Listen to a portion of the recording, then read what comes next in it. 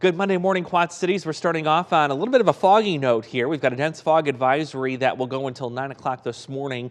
Tracking visibility, I've seen the numbers really start to improve in the last hour, so I don't expect this will need to be extended like what we saw yesterday. But if you're heading especially east of the Quad Cities, heads up, it's going to be a little foggy at times. Bigger heads up with our next winter storm, which is taking aim on areas northwest of us. This is an ice storm warning north of Omaha through all of northwest Iowa, including Fort Dodge, Mason City, south of Rochester. This area travel going to become nearly impossible in the next 24 hours. Meanwhile, further to the north and west of that, you've got a winter storm warning. So this is where the snow ice is going to remain. Notice none of that touching us here in the Quad Cities. This is going to be an all liquid event for us. But some of the ice accumulation potential is a little concerning here. No wonder we've got an ice storm warning for this region, where FutureTrack is indicating more than 1/4 of an inch, fairly widespread throughout much of the northern half of Iowa. Meanwhile, snow lovers, I'm sorry, you're going to miss out on this one again. All the snow going to stay northwest of us through parts of South Dakota, Nebraska. There you see more than 1 foot possible in those areas.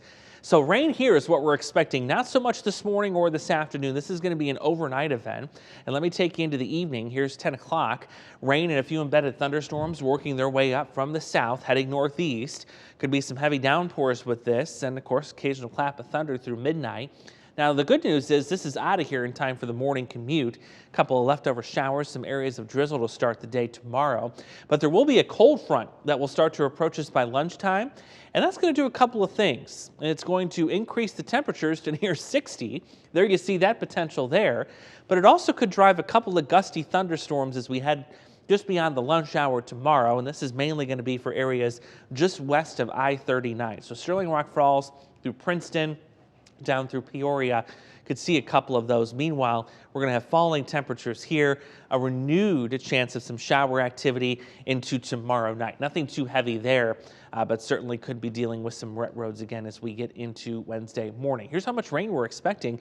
Still a generous amount. Now, the ground is mostly frozen thanks to that real cold spell we just got out of, but most of this, again, going to fall and run off into the river, which is fine.